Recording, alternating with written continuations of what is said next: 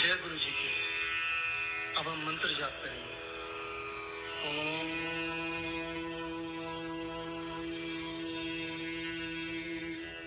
नमः शिवाय। शिव जी सदा सहाय। नमः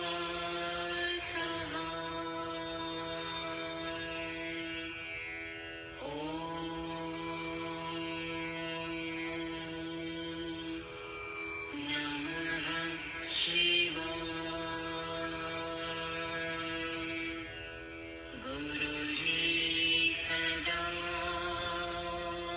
सहाय।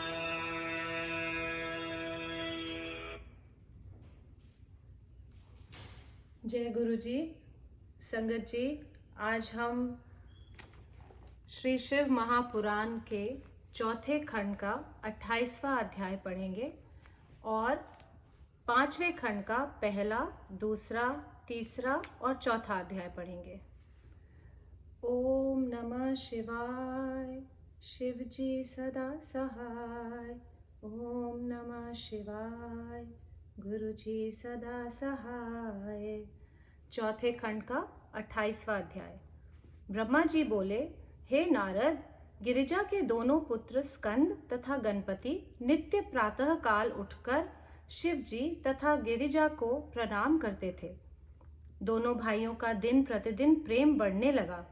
एक दिन शिव जी गिरिजा से बोले, हे गिरिजा, हमारी यह प्रबल इच्छा है कि अब हमारे पुत्रों का विवाह हो जाए। हमको स्कंद एवं गणपति दोनों समान रूप से प्रिय हैं। अस्तु, पहले हम किसका विवाह करें? उस समय माता पिता से विवाह की चर्चा सुनकर स्कंद एवं गणपति दोनों परस्पर झगड़ने लगे। स्कंद कहने लगे कि पहले हमारा विवाह होना चाहिए और गणपति कहते थे कि पहले हमारा। यह देखकर शिव एवं गिरिजा ने दोनों को बुलाकर कहा कि तुम दोनों समवयस्क हो। हम तुमसे इस बात की प्रतिज्ञा करते हैं कि तुम दोनों में से जो सर्वप्रथम संपूर्ण पृथ्वी की परिक्रमा करके लौट आएगा, उसी का विवाह हम पहले कर देंगे। यह सुनकर दोनों भाई पृथ्वी की परिक्रमा करने के लिए चल दिए। तभी गणपति ने यह सोचा कि मुझ में इतनी शक्ति नहीं है कि मैं संसार भर की शीघ्र परिक्रमा कर सकूं। तब मैं क्या करूं? उसी समय उन्हें एक युक्ति सूझी। वे स्नान कर माता पिता के सम्मुख खड़े हुए तथा विनती की कि हम आपकी पूजा करेंगे। अस्तु, आप पूजन के स्थान पर बैठिए। यह सुनकर शिवजी एवं गिरिजा दोनों पूजा के आसन पर बैठ गए। तब गणपति ने उनकी परिक्रमा कर उन दोनों की यथाविधि पूजा की। उस समय माता पिता ने कहा, हे गणपति, स्कंद तो संसार की परिक्रमा करने के लिए जा चुके, अब तुम भी परिक्रमा के लिए जाओ। यह सुनकर गणपति ने विनय की कि हे माता पिता, क्या मैंने पृथ्वी की परिक्रमा नहीं कर ली? आप धर्म मूर्ति होकर ऐसा क्यों कहते हैं? शिव गिरिजा ने गणपति के मुख से ऐसे वचन सुनकर आश्चर्यचकित होकर कहा, हे गणपति, तुम संसार की परिक्रमा कब कराए? तब गणपति ने यह उत्तर दिया, आपको वेद त्रिभुवन के रूप मानते हैं, सो मैंने आपकी परिक्रमा कर क्या तीनों लोकों की परिक्रमा नहीं की? इसके सिवाय वेद लिखते हैं कि जो मनुष्य माता या पिता की परिक्रमा करता है, उसको संसार भर की परिक्रमा का फल प्राप्त होता है। पुत्र के लिए माता पिता के चरण ही सबसे बड़े तीर्थ हैं। अब आप या तो वेद के मार्ग को ही त्याग दें, नहीं तो मेरा विवाह कर दें। हे नारद, शिव एवं गिरिजा गणेश के ऐसे चातुर्यपूर्ण वचन सुनकर अत्यंत चिंतित हुए तथा उनकी यह चतुराई देखकर प्रसन्नता भी हुई। तब उन्होंने कहा, हे गणेश, तुमको शुभ मति उत्पन्न हुई है, इसलिए तुमने ऐसा धर्म का वाक्य कहा। हम तुमसे कहते हैं कि तुम्हारा यह कथन वेद पुराण एवं शास्त्रों के समान विश्वास के योग्य प्रमाणित माना जाएगा। इसके अनुसार हम पहले तुम्हारा ही विवाह करेंगे। तब शिवजी की इच्छा जानकर विश्वरूप ने अपनी 2 पुत्रियों को, जिनका जन्म सिद्धि एवं रिद्धि था, जिनका नाम रिद्धि एवं सिद्धि था, गणपति के साथ विवाह किया। विवाह में उसी प्रकार सब बातें हुई जिस प्रकार शिवजी के विवाह में हिमाचल की ओर से हुई थी। ऐसी सुंदर तथा कुशल स्त्रियां पाकर गणपति अत्यंत प्रसन्न हुए। कुछ समय के पश्चात गणपति के 2 पुत्र उत्पन्न हुए। सिद्धि से क्षेम तथा रिद्धि से लाभ उत्पन्न हुए। समस्त संसार में उनके समान कोई पंडित तथा कलाकार न हुआ। इतने ही में स्कंद भी संपूर्ण संसार की परिक्रमा पूरी कर लौट आए। हे नारद, उस समय तुमने पहले स्कंद को बहुत भड़काया तथा यह कहा, हे स्कंद, देखो, तुमको माता पिता ने बहकाकर तुम्हारे पीछे गणपति का विवाह कर दिया। गणपति ने 2 स्त्रियों से 2 पुत्र भी उत्पन्न किए हैं। मेरी समझ में तो उन्होंने यह काम उचित नहीं किया। जो माता पिता स्वयं ही अपनी संतान को बेचें या विष दें या उसका राज्य, धन, द्रव्य आदि लूट लें, तब मनुष्य किसके पास जाकर अपना दुख कहे। इसमें पुत्र को यही उत्तम है कि वह फिर से माता पिता का मुंह न देखे। हे नारद, इस प्रकार की बातें करने से तुम्हारा तेज घट गया। तब स्कंद अपने माता पिता के पास गया। वहां माता पिता की स्तुति करने के पश्चात वे अत्यंत दुखी होकर क्रौंच पर्वत पर चले गए। उन्होंने वहां जाने से माता पिता ने बहुत रोका, परंतु स्कंद जी नहीं लौटे। हे नारद, शिवजी के चरित्र ऐसे आश्चर्यजनक हैं कि उनको कोई नहीं जान पाता। हे नारद, स्कंद जी क्रौंच पर्वत पर जब से स्थित हुए, तब से वहां की दशा ही बदल गई। वह पर्वत यश में वृद्धि करने वाला, पापों को घटाने वाला तथा अत्यंत आनंददायक हो गया। स्कंद जी तब से उसी पर्वत पर वास करते हैं। उनके दर्शनों से समूल पाप नष्ट हो जाते हैं। प्रत्येक मास की पूर्णमासी के दिन समस्त देवता एवं मुनि एक साथ वहां जाकर स्कंद के दर्शन करके कृतार्थ होते हैं। जो कोई उस दिन मल्लिकार्जुन के दर्शन करता है, उसके सब पाप नष्ट हो जाते हैं। यद्यपि शिव एवं गिरिजा ने कई बार क्रौंच पर्वत पर जाकर स्कंद को मनाकर लाने का प्रयत्न किया, परंतु स्कंद जी वहां से लौटकर नहीं आए। वरन शिव जी के आने का समाचार जानकर उन्होंने यही इच्छा की कि वहां से कहीं और दूर जाकर वास करें। इसलिए वे वहां से 3 योजन दूर जाकर स्थित हुए। शिव जी वहां पर हर पूर्णमासी को जाते हैं। हे नारद, हमने तुमको स्कंद तथा गणपति का यह चरित्र सुनाया, जिसके सुनने व कहने से समस्त पाप नष्ट हो जाते हैं। मल्लिकार्जुन स्थान का यश वेद गाते हैं। गणपति के इस चरित्र को जो कोई सुनेगा, वह संसार में आनंद तथा अंत में शिवजी के धाम को प्राप्त करेगा। इति श्री शिव पुराणे ब्रह्मा नारद दस्मवादे भाषायाम चतुर्थो खंड समाप्तः। चौथा खंड यहीं समाप्त होता है।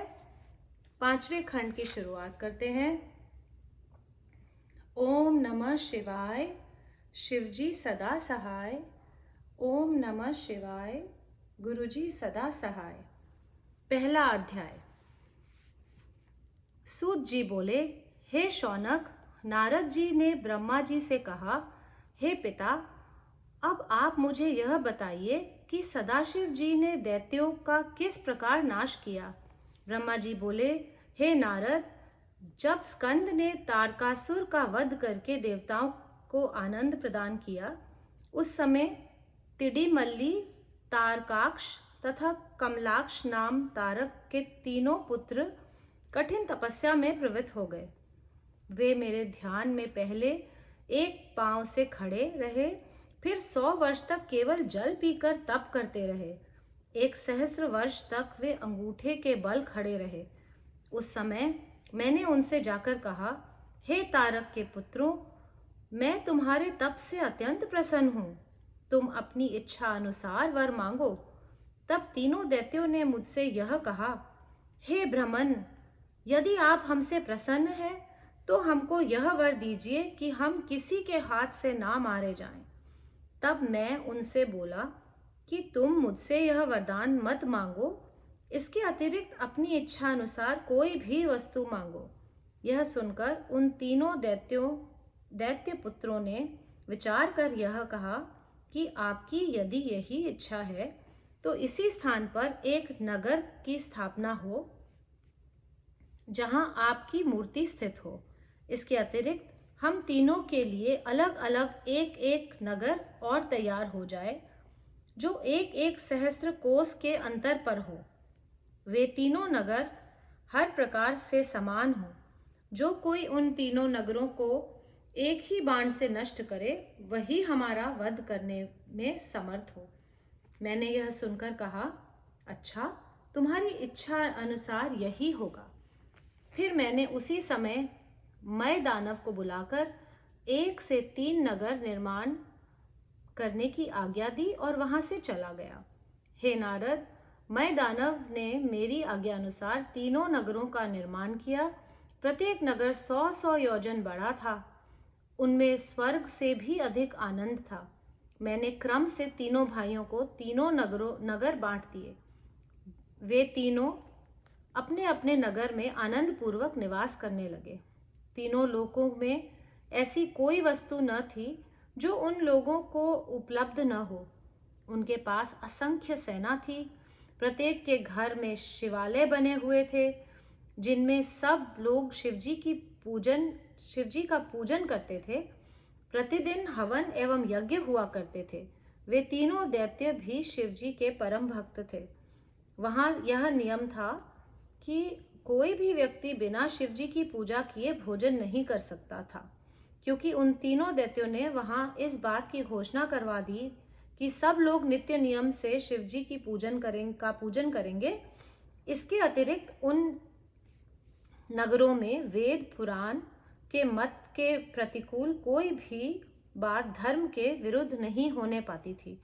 वहां ब्राह्मण रात दिन शिव के नाम का जप किया करते थे। जब उन दैत्यों का तेज बढ़ने लगा, तब देवता लोग घबराकर बहुत दुखी हुए। उनके शरीर में जैसे आग लग गई। उस समय सब मिलकर मेरी शरण में आए तथा बोले, हे ब्राह्मण, अब सब देवता त्रिपुर के तेज से जले जा रहे हैं। हे नारद, मैंने देवताओं के ऐसे वचन सुनकर कहा, हे देवताओं, उन्होंने मेरी आराधना तथा कठोर तप करके मुझसे इस प्रकार का वरदान प्राप्त किया है। मैं उनको वेद के विरुद्ध कैसे मार सकता हूँ? वे शिवजी की कृपा द्वारा अनेक प्रकार के आनंद प्राप्त करते हैं। शिवजी के भक्तों पर किसी भी शस्त्र का प्रभाव नहीं हो सकता। उनकी आराधना को त्यागने से प्रत्येक व्यक्ति नष्ट हो जाता है। मैं तुम लोगों को इसी वर्णन के अनुसार एक इतिहास सुनाता हूँ।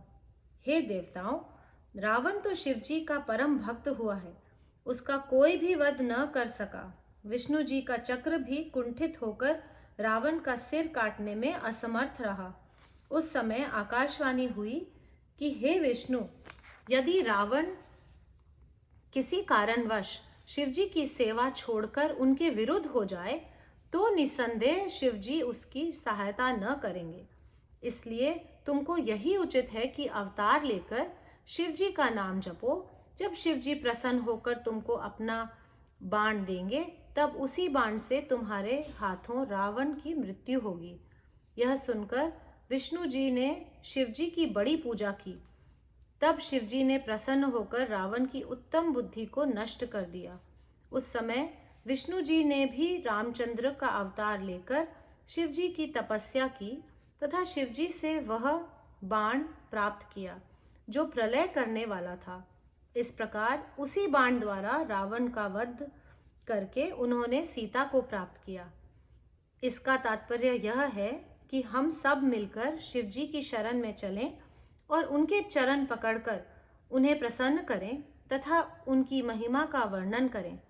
यह निश्चय कर मैं समस्त देवताओं सहित शिव जी के पास पहुंचे। हम सबने पग पग पर जय जयकार तथा बड़ी स्तुति की और यह कहा, हे प्रभो, जब जब देवताओं पर कोई संकट पड़ा है तब तब आपने ही उनका दुख दूर किया है। अब आप हम पर पुनः दया दृष्टि कीजिए। ओम नमः शिवाय। शिव जी सदा सहाय। ओम नमः शिवाय। गुरु जी सदा सहाय। दूसरा अध्याय। ब्रह्मा जी बोले, हे नारद, देवताओं ने शिव जी से कहा, हे सदाशिव, आप हमारे दुखों को दूर कीजिए। इस समय दैत्यों ने अत्यंत बल एवं तेज प्राप्त कर हम सबको बहुत दुखी कर रखा है। अब हमसे यह कष्ट सहे नहीं जाते, इसलिए हम आपकी शरण में आए हैं।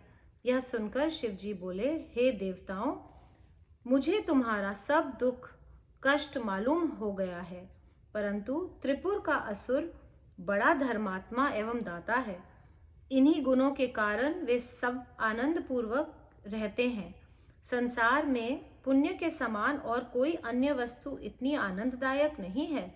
जब तक उनका पुण्य वृद्धि पर है तब तक वे मारे नहीं जाएंगे।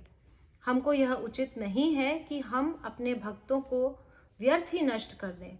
इसके साथ ही हमसे तुम्हारा कष्ट भी नहीं देखा जाता, क्योंकि जो हमारी शरण में आता है हम उसकी अवश्य ही रक्षा करते हैं। इससे तुमको अब यही उचित है कि तुम विष्णु के पास जाकर अपने सब दुखों को कहो। हे नारद, यह सुनकर सब देवता शिव जी के आदेश अनुसार विष्णु जी के पास गए। उन्होंने स्तुति करने के पश्चात अपने दुख उनसे कहे तथा हर प्रकार से विष्णु जी की पूजा में प्रवृत्त हुए। तब विष्णु जी ने देवताओं की विनती सुनकर वेद एवं शास्त्रों के अनुसार यह उत्तर दिया, हे देवताओं, सनातन ने शिव जी की भक्ति एवं पूजा पुण्य प्रदान करने वाली है। शिव जी की पूजा होने वाले स्थान पर कोई दुख या कष्ट नहीं रह सकता। देवताओं ने यह सुनकर दुखी हो निवेदन किया, हे देवताओं के स्वामी, इस समय हम सब दुखी तथा अधीर हैं। यह बात स्पष्ट है कि जब तक त्रिपुर के असुर जीवित रहेंगे हमको कभी भी शांति नहीं मिलेगी। अब आप ही बताइए कि हम सब कहाँ जाएं? या तो आप हम सबको बिना मृत्यु के मार डालिए या त्रिपुर का नाश कीजिए।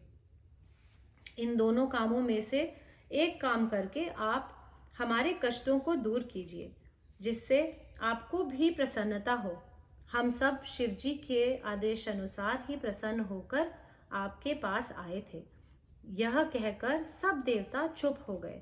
तब विष्णु जी ने शिव जी की आज्ञा का विचार कर सोचा कि किसी न किसी प्रकार इन देवताओं का दुख अवश्य दूर करना चाहिए। फिर शिव जी का ध्यान धरकर उन्होंने यज्ञ गणों का स्मरण किया। तब यज्ञ के भीतर से मखपति उत्पन्न होकर विष्णु जी की स्तुति करने लगा। उस समय विष्णु जी देवताओं से बोले, हे देवताओं, अब तुम सब इनकी पूजा करो।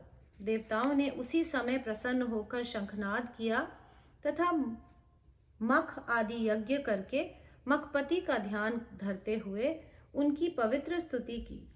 तब मखपति प्रसन्न होकर विष्णु जी की स्तुति करने लगे।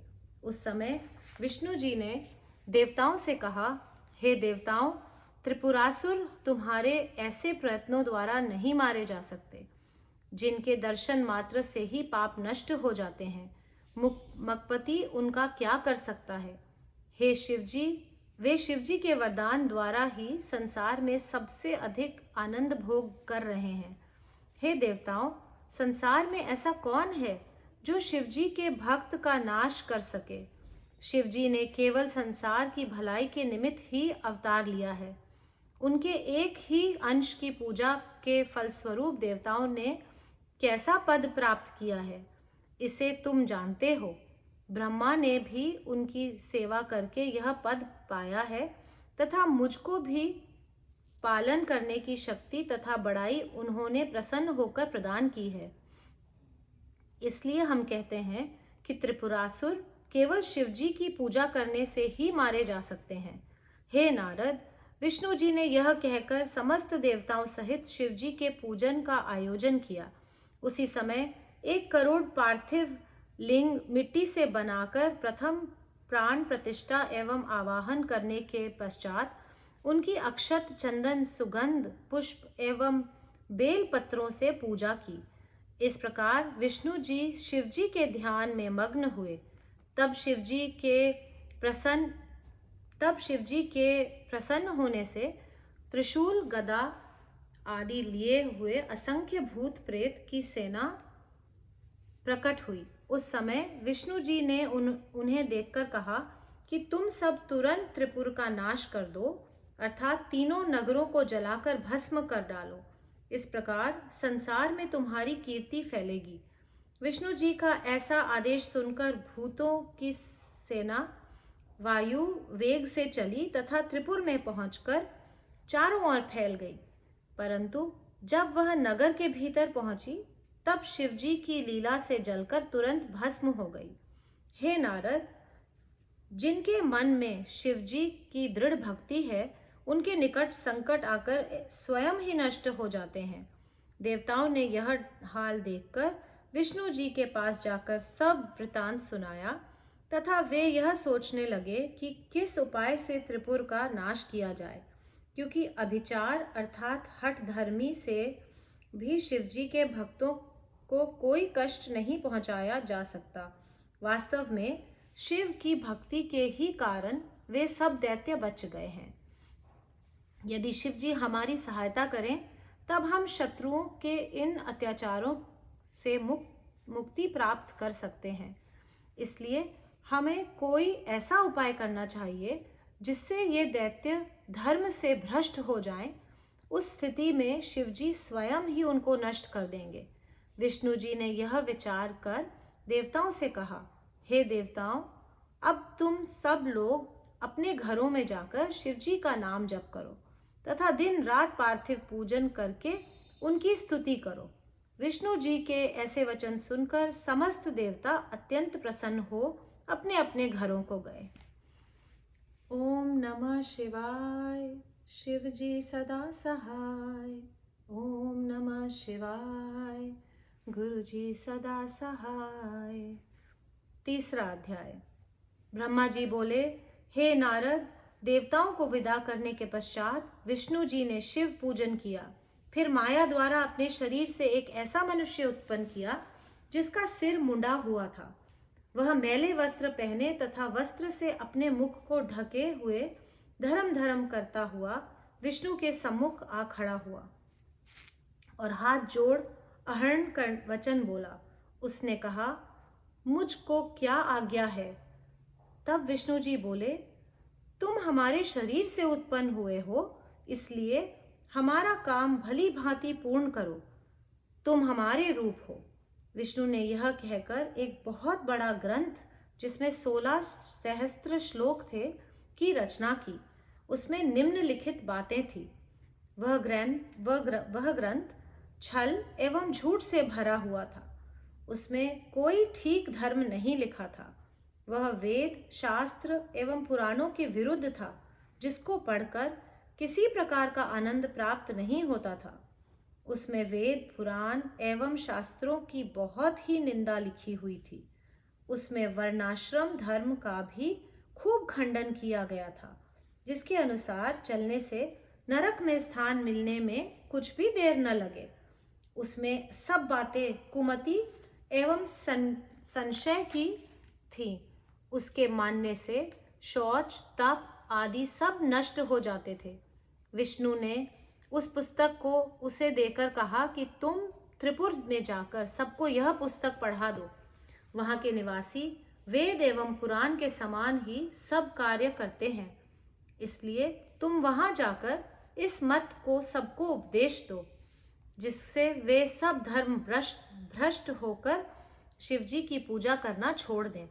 जब तुम अपना यह काम पूर्ण कर लोगे, तब अपने शिष्यों सहित तब तक मरुस्थल में वास करो जब तक कि कलयुग न आए। तुम वहां गुप्त रूप से रहा करना। जब कलयुग शुरू हो जाए, तब तुम मेरे इस उपदेश को भली भांति प्रचार करना। तुम्हारा पद निश्चय ही ऊंचा बना रहेगा। हे नारद, मुंडी ने विष्णु जी की यह आज्ञा प्राप्त कर अपने बहुत से शिष्य किए। तब विष्णु जी ने कहा, अब तुम वहां से विदा होकर जाओ। हमारा एक नाम अहरण है, तुम उसका स्मरण करते रहना, फिर तुमको कोई भय न रहेगा। इस प्रकार विष्णु जी के आदेश अनुसार मुंडी अपने शिष्यों सहित वहां से चलकर त्रिपुर पहुंचा। वहां उसने अनेक चेटक दिखाकर बहुत से लोगों को अपना शिष्य बना लिया।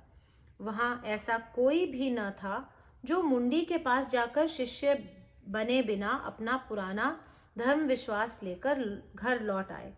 हे नारद, तुम भी शिवजी की लीला से मुंडी के शिष्य हुए, क्योंकि उसमें देवताओं का कार्य बनता था।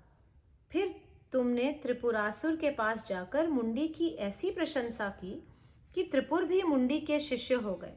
मुंडी ने त्रिपुरासुरों से यह प्रण करा लिया कि हमारी आज्ञा किसी दशा में भी अमान्य न की जाए। यह बात मान लेने के पश्चात मुंडी ने अपने मुख पर से वस्त्र हटाकर त्रिपुर को अपना शिष्य बनाया तथा मंत्र दिया। फिर अनेक प्रकार के कर्तव्य तथा अकर्तव्य कार्य बता दिए।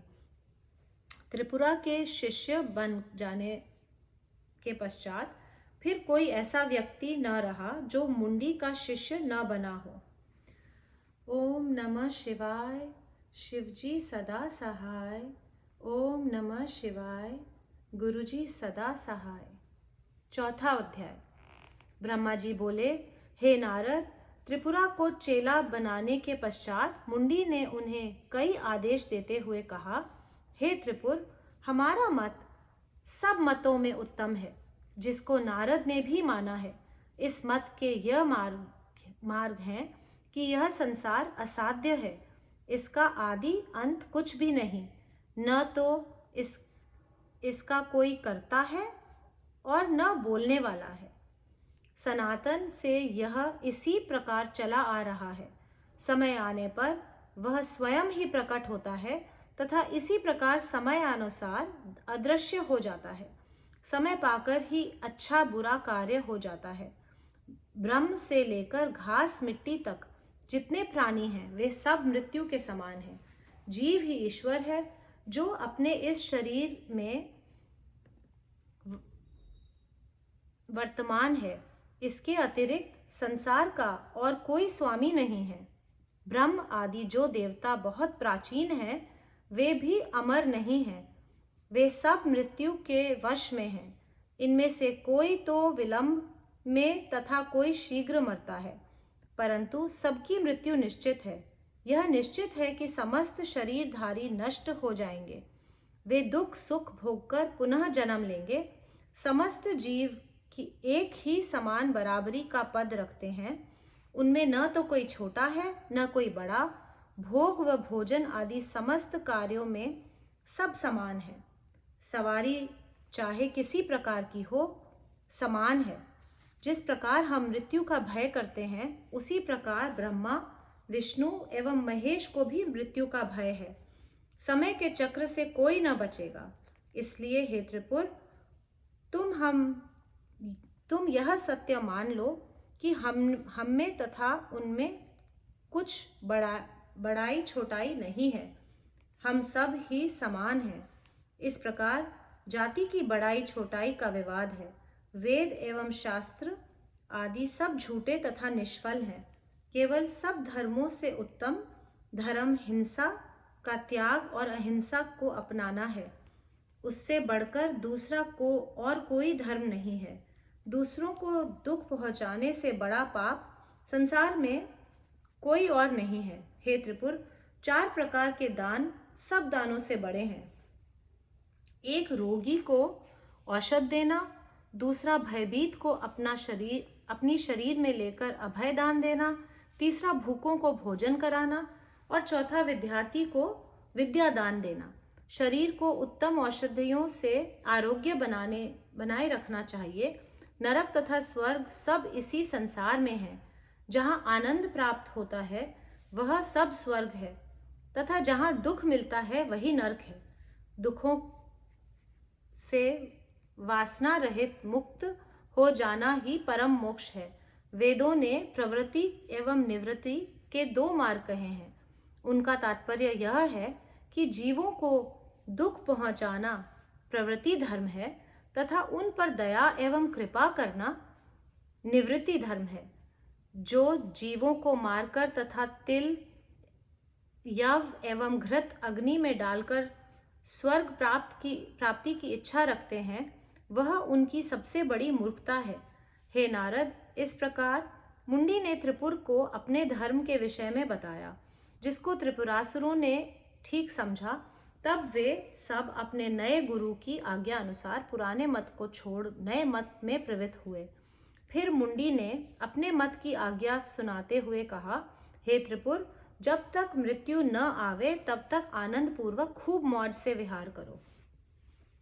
यदि कोई भिक्षुक या याचक कोई वस्तु मांगे तथा उसको यह वस्तु न दी जाए, अथवा यदि कोई भिखारी अपना मनोरथ पूर्ण किए बिना लौट जाए, तो उसे न देने वाले का सब धन द्रव्य नष्ट हो जाता है।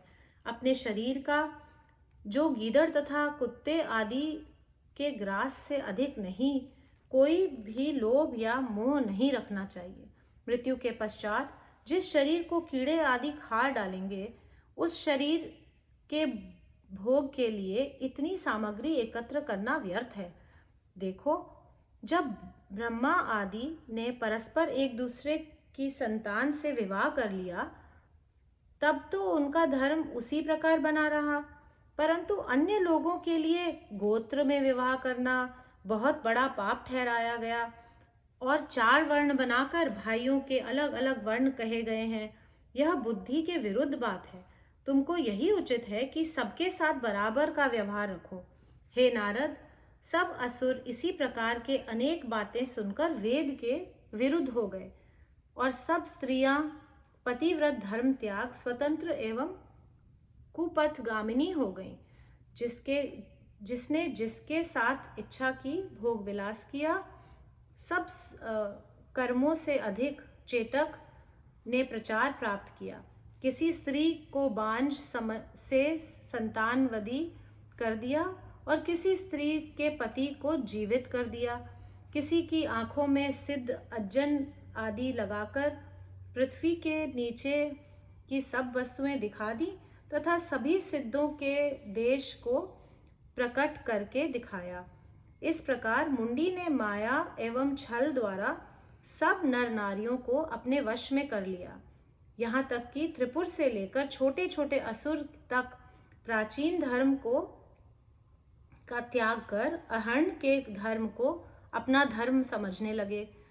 वे वेद पूजन तथा प्रित कर्म सब कुछ भूल गए। केवल यही एक धर्म शेष रह गया कि सबने रात्रि को भोजन करना बंद कर दिया। ओम नमः शिवाय। शिवजी सदा सहाय। ओम नमः शिवाय। गुरुजी सदा सहाय। जय गुरुजी। शुक्राना गुरुजी। आज की रीडिंग यहीं समाप्त होती है। अगली रीडिंग संडे सुबह 8 बजे होगी। जय गुरुजी।